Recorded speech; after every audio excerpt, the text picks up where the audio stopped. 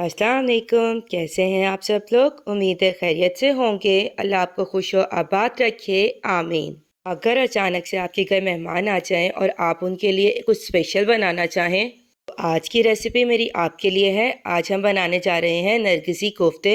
घर में अक्सर ही हम सिंपल कोफ्ते बनाते हैं, लेकिन इन कोफ्तों को थोड़ा सा यूनिक करने के लिए और टेस्ट इन्हेंस करने के लिए हम नरगिसी कोफ्ते बनाएंगे। नरगिसी कोफ्तों में बॉयल हुआ हुआ अंडा इस्तेमाल होता है। उसके ऊपर हम कीमे की कोटिंग करते हैं और फिर ग्रेवी तैयार कर कर उसके अंदर हम इसे फ्राई करते हैं। चलें तो मज़ेदार से नरगिसी कोफ्तों की रेसिपी को स्टार्ट करते हैं। आधा किलो हमने चिकन का चॉप हुआ हुआ कीमा लिया है। आधा चम्मच हमने कुटी हुई लाल मिर्चें ली हैं। आधा चम्मच हमने नमक लिया है। एक हमने कश हुई हुई प्याज ली है।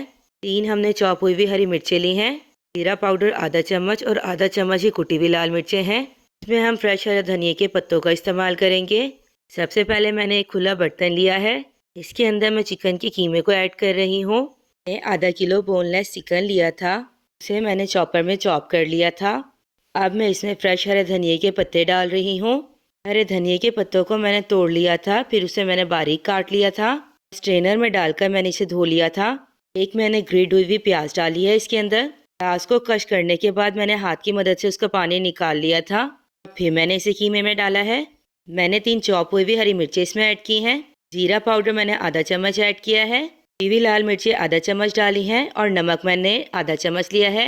हाथ की मदद से इन सारे स्पाइसेस को हम कीमे के अंदर अच्छे से मिक्स कर लेंगे। अगर मसाला आपका अच्छे से मिक्स नहीं होगा तो कुछ बाइट में आपका नमक और मिर्चें बहुत ज़्यादा आएंगी और कुछ बाइट जब आप कोफ्तों की लेंगे उसके अंदर आपको नमक और मिर्चें कम लगेंगी। इसीलिए सारे स्पाइसेस को कीमे के अंदर हाथ की मदद से मिक्स करना बहुत ज़्यादा इम्पॉर्टेंट है। और इसमें जो आपने प्याज इस्तेमाल करनी है उसका आपने पानी रिमूव कर लेना है। प्याज को आपने ग्रेट कर लेना है और उसके बाद हाथ की मदद से आपने उसके पानी को निकाल लेना है। और जो खुश्क प्याज आपके हाथ में बचेगी वो आपने इस कीमे के अंदर ऐड करनी है। अगर आप प्याज को बगैर निचोड़े ही ऐसे ही ऐड कर देते हैं तो यहाँ कीमा बहुत ज़्यादा मॉइस्चर वाला हो जाएगा और आपको इसको कोफ्तों की शेप देना बहुत ज़्यादा मुश्किल हो जाएगा। और यहाँ जो आपने धनिया का इस्तेमाल करना है उसे भी आप स्ट्रेनर में डालकर अच्छे से धो लीजिएगा, क्योंकि धनिया और पुदीने में बहुत ज़्यादा डस्ट पार्टिकल होते हैं। इसीलिए इस्तेमाल से पहले इन्हें खुले पानी में धोना ज़रूरी होता है। 1 चम्मच मैंने इसमें लहसुन अदरक का पेस्ट ऐड किया है और इसको भी मसाले के अंदर अच्छे से मिक्स कर लूँगी। स्पाइसेस तो हमारे अच्छे से मिक्स हो गए हैं। बस लहसुन अदरक का पेस्ट डालने के बाद हमने इसे अच्छे से मिक्स करना है।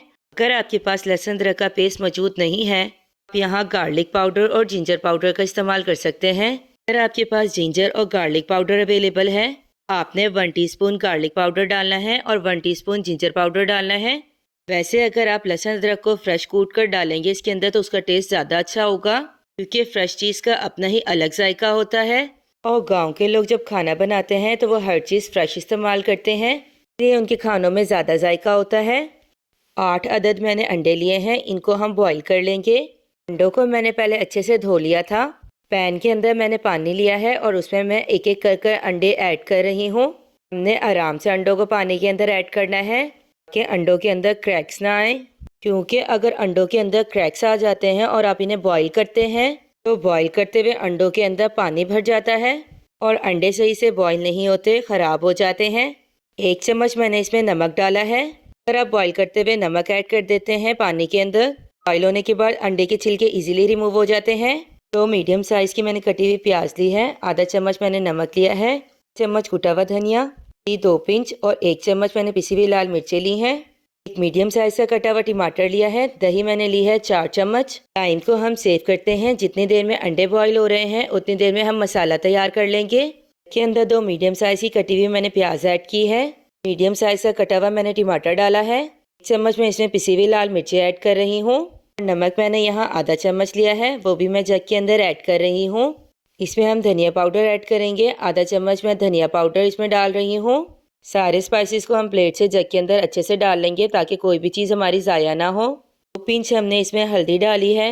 सारे स्पाइसेस की क्वांटिटी को आप अपने टेस्ट के अकॉर्डिंग कम या ज़्यादा कर सकते हैं। इन चीज़ों को ग्राइंड करने के लिए हम एक्स्ट्रा पानी ऐड नहीं करेंगे। 4 चम्मच में इसमें दही ऐड कर रही हूँ। दही डालने की वजह से ये सारी चीज़ें अच्छे से ग्राइंड हो जाएंगी और हमें एक्स्ट्रा पानी ऐड करने की ज़रूरत नहीं पड़ेगी। ढक्कन की मदद से हम जग को कवर कर देंगे और मसाले को हम पीस लेंगे।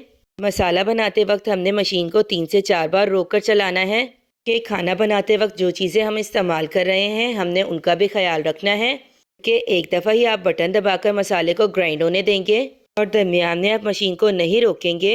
जग के नीचे जो मशीन है वो बहुत ज़्यादा गर्म हो जाएगी और इस तरह अगर आप मशीन को यूज़ करेंगे तो आपकी मशीन बहुत जल्द ख़राब हो जाएगी। इसीलिए हमने अपनी चीज़ों का ख्याल रखना है और जितनी केयर हम इनकी कर सकते हैं हमें करनी चाहिए कि ये हमारे काम को आसान बनाती हैं। अगर हमारे पास मिक्सी ना होती तो हमें इसे हाथ की मदद से कूटना पड़ता। अगर हम मसाले को हाथ की मदद से कूटते तो ये सारा प्रोसेस बहुत ज़्यादा टाइम टेकिंग होता। जैसे इसके अंदर थोड़ा सा टमाटर ग्राइंड हो गया है तो टमाटर ने भी अपना पानी रिलीज़ किया है और दही और टमाटर की वजह से हमारा मसाला जो है वो अच्छे से ग्राइंड हो जाएगा। एक साइड पर हम मसाले को ग्राइंड कर रहे हैं और दूसरी साइड पर हमारे अंडे बॉईल हो रहे हैं। अंडों को तकरीबन हमने 8 मिनट तक बॉईल करना है। 8 मिनट जो है अंडे बॉईल होने के लिए इनफ है। मसाला हमारा रेडी हो गया है और दूसरी साइड पर अंडे भी बॉईल हो गए हैं। अब हम अंडों को स्ट्रेनर में निकाल रहे हैं। अंडों को हम स्ट्रेनर में इसलिए निकाल रहे हैं ताकि हम इसके ऊपर थोड़ा सा ठंडा पानी डाल सकें और ये जल्दी ठंडे हो जाएं। हम अंडों को आसानी से छील सकें। अंडों को अगर आप 8 मिनट से ज़्यादा बॉईल करेंगे तो अंडे बहुत ज़्यादा सख्त हो जाएंगे। जब आप बॉयल हुए अंडों को पैन से निकाल रहे होंगे तो आपने बहुत ख्याल रखना है क्योंकि पानी बहुत ज़्यादा गर्म है। थोड़ी सी भी इस गर्म पानी की छींट आपके हाथ के ऊपर पड़ेगी तो आपका हाथ जल जाएगा। अच्छी कुकिंग के साथ साथ अपने हाथों का भी ख्याल रखना है। टाइम को सेव करने के लिए हम यहाँ मसाले को भूनने के लिए रख देंगे। अंडों को भी हम साथ साथ छीलते रहेंगे और दूसरी साइड पर हम मसाले को भी भूनते रहेंगे। एक कढ़ाई ली है, उसके अंदर मैंने 1 कप ऑयल ऐड किया है। फ्लेम को मैंने ऑन कर दिया है और 1 चम्मच मैंने इसमें लहसुन अदरक का पेस्ट ऐड किया है। 1 से 1.5 मिनट तक इस लहसुन अदरक के पेस्ट को हम ऑयल के अंदर फ्राई कर लेंगे। इस तरह से फ्राई करने से लहसुन अदरक की जो स्पेसिफिक स्मेल है वो ख़त्म हो जाती है और ऑयल के अंदर लहसुन अदरक का टेस्ट अच्छे से डेवलप हो जाता है। अब हम इसमें ग्राइंड हुआ मसाला ऐड कर देंगे और चम्मच की मदद से हम इसे चलाएंगे। हमने यहाँ मसाले की भुनाई करनी है मीडियम फ्लेम के ऊपर। कोफ्ते बनाने में सबसे इम्पोर्टेंट स्टेप जो है वो यहाँ मसाला भूनना है। मसाला अच्छे से भुना हुआ होगा तो नरगिसी कोफ्तों का टेस्ट बहुत आला आएगा। अगर मसाला कच्चा रह जाएगा, मसाले की सही से भुनाई नहीं होगी, आपके जो नरगिसी कोफ्ते हैं उसके अंदर एक कच्चेपन की स्मेल रह जाएगी और टेस्ट भी अच्छे से डेवलप नहीं होगा। इसीलिए आपने ऑयल के अंदर मसाले को अच्छे से भूनना है। हमने चम्मच को मुसलसल चलाते रहना है और मसाले को तब तक भूनना है जब तक कि मसाला दानेदार ना हो जाए और ऑयल मसाला भुनने के बाद ऊपर आ जाएगा। मसाले को जब आप कढ़ाई के अंदर ऐड करेंगे तो जग के अंदर जो मसाला लगा हुआ है वो आपने ज़ाया नहीं करना, बल्कि जग के अंदर आपने थोड़ा सा पानी ऐड करना है। जग को आपने अच्छे से हिलाना है ताकि जग के अंदर जितना भी मसाला है वो पानी के अंदर आ जाए। फिर उस पानी को आपने इस कढ़ाई के अंदर ऐड कर देना है। शुरू में हम हाई फ्लेम पर मसाले को भूनेंगे और चम्मच को मुसलसल चलाएंगे। सारा मसाला डालने की वजह से जो हमने पानी ऐड किया है वो खुश्क हो जाए और फिर मीडियम फ्लेम के ऊपर हम इस मसाले को भूनेंगे। फ्लेम को मैंने मीडियम कर दिया है। एक साइड पर हमारा मसाला फ्राई हो रहा है, दूसरी साइड पर हम अंडों को छील लेंगे। यहाँ हम मल्टीटास्किंग हो गए हैं। अगर हम लेज़ी हो जाएंगे और एक एक स्टेप को अलग अलग करेंगे तो हमारे कोफ्ते बनाने में बहुत ज़्यादा टाइम लग जाएगा। अगर हमने टाइम को सेव करना है और अच्छी कुकिंग करनी है, इसीलिए हम एक ही टाइम में 2-2 टास्क परफॉर्म कर रहे हैं। माशाल्लाह अंडों का छिलका कितनी आसानी से रिमूव हो रहा है। ये एक ट्रिक है कि जब भी आप अंडों को बॉईल करेंगे तो आपने पानी के अंदर 1 चम्मच नमक ऐड कर देना है। नमक डालने की वजह से आपके जो बॉयल हुए अंडे हैं उनका छिलका इजीली रिमूव हो जाएगा। आपको अंडे छीलने के लिए ज़्यादा एफर्ट नहीं करनी पड़ेगी। ये छोटी छोटी ट्रिक्स होते हैं जिन्हें फॉलो कर हम अपनी कुकिंग को ईजी बना सकते हैं। आज जो हम नरगिसी कोफ्ते बना रहे हैं ये हमारे सब कॉन्टिनेंट में बनाई जाती है। अगर आप सब कॉन्टिनेंट के किसी भी अच्छे रेस्टोरेंट में चले जाएं या आप ढाबे पर चले जाएं, नाश्ते के मेन्यू में उनकी सबसे स्पेशल डिश ये नरगिसी कोफ्ते होते हैं। अल्हम्दुलिल्लाह सारे अंडों को हमने छील लिया है। अब हम इन अंडों को नाइफ की मदद से कट लगाकर 2 पार्ट में डिवाइड कर लेंगे। हमने नरगिसी कोफ्ते बनाने के लिए कोफ्तों के अंदर आधा अंडा डालना है।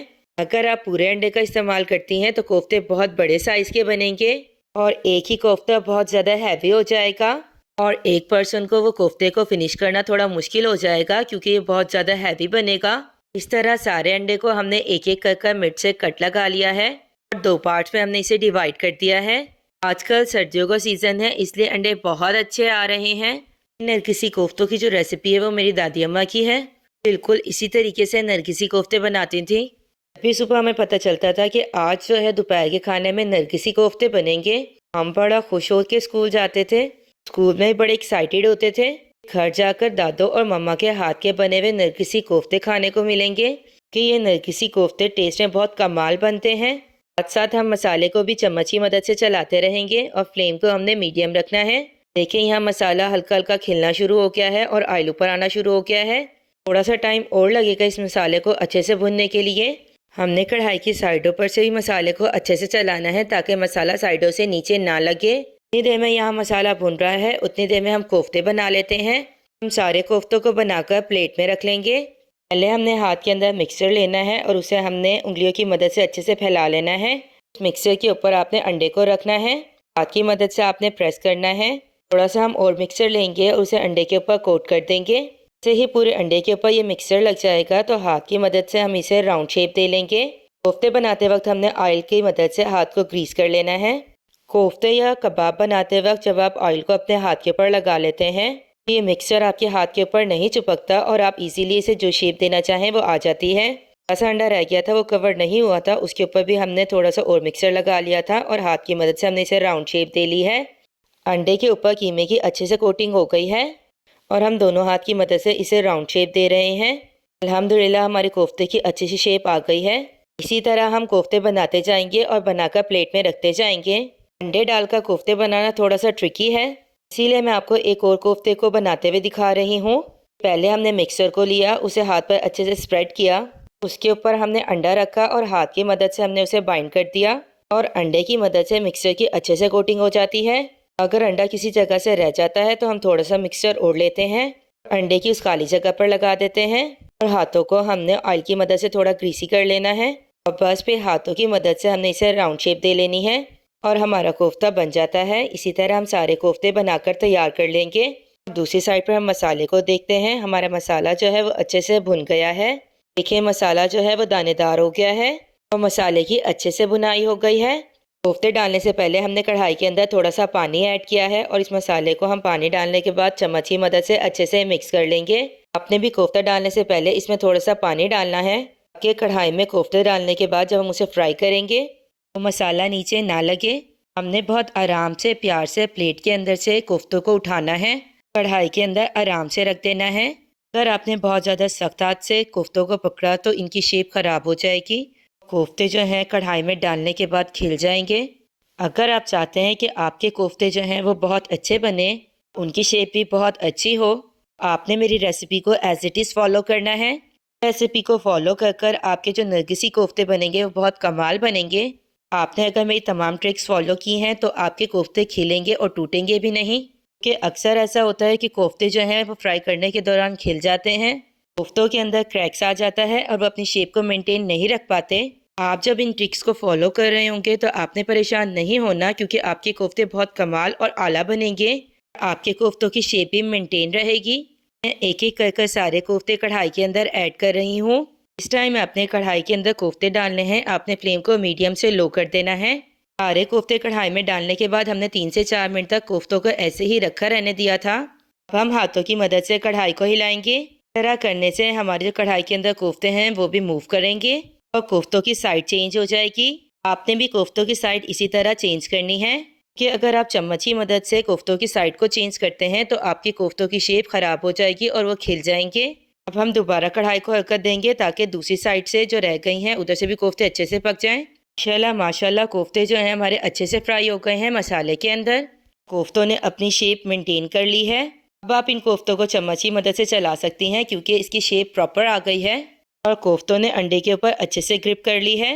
माशाल्लाह माशाल्लाह खुशबू बहुत कमाल आना शुरू हो गई है।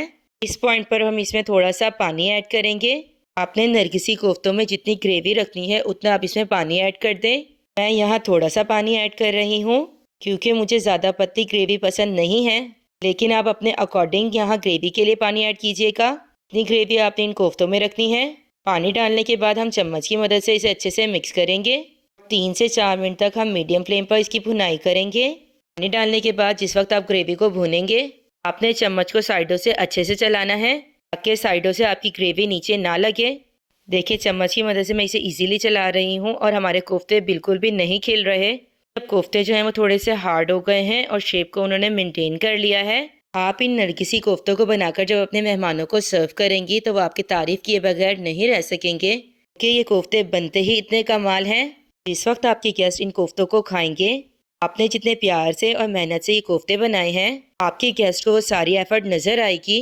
जब भी हम खाना बनाते हैं और खाना खाने वाले उसे खाकर खुश हो जाते हैं, उन्हें आपका बनाया हुआ खाना अच्छा लगता है, तो आपकी सारी मेहनत वसूल हो जाती है। खाना खाकर वो आपको अप्रिशिएट करते हैं तो आपकी सारी थकन भी दूर हो जाती है। जब भी आप खाना खाएं और चीज़ बहुत अच्छी बनी हुई हो तो आपको तारीफ़ करना चाहिए, कि जो बंदा उस चीज़ को बनाने के लिए मेहनत कर रहा है, जब आप उसको अप्रिशिएट करते हैं तो उस पर्सन को बहुत ज़्यादा खुशी होती है। उन्हें बहुत अच्छा लगता है क्योंकि उनकी मेहनत जो है वो वसूल हो जाती है जब भी आप उनकी तारीफ़ करते हैं। कोफ्ते हमारे बन गए हैं, इसको हम बाउल में निकाल रहे हैं जिसमें हमने इसे सर्व करना है। जब भी आपने बाउल के अंदर सालन को निकालना है, सर्विंग बाउल में कोफ्ते निकालने के बाद आपने इसमें ग्रेवी डालनी है। उसके ऊपर आपने कढ़ाई में से ऑयल डाल देना है, ताकि जो भी चीज़ आपने बनाई है वो रूखी रूखी ना लगे। ग्रेवी और ऑयल डालने के बाद इसमें रौनक आ जाती है, लुक में भी आपकी डिश बहुत अच्छी लगती है। गार्निशिंग के लिए मैं हरा धनिया का इस्तेमाल कर रही हूँ। मैंने बाउल के ऊपर कटा हुआ हरा धनिया स्प्रिंकल कर दिया है। थोड़ा सा मैंने इसके ऊपर गरम मसाला स्प्रिंकल किया है। करते वक्त आप एक कोफ्ते को इस तरह मिड से कट कर कर रखेंगे। आप नरगिसी कोफ्तों को इस तरह से सर्व करेंगे तो ये बहुत ज़्यादा अट्रैक्टिव लगेंगे और आपके गेस्ट की सारे अटेंशन को अपनी तरफ ग्रैब कर लेंगे। आप इस मज़ेदार सी रेसिपी को घर पर ज़रूर ट्राई कीजिएगा। अगर आपने अब तक मेरा चैनल सब्सक्राइब नहीं किया तो प्लीज़ ज़रूर सब्सक्राइब कर लें। मिलते हैं नेक्स्ट वीडियो में। अल्लाह हाफिज़।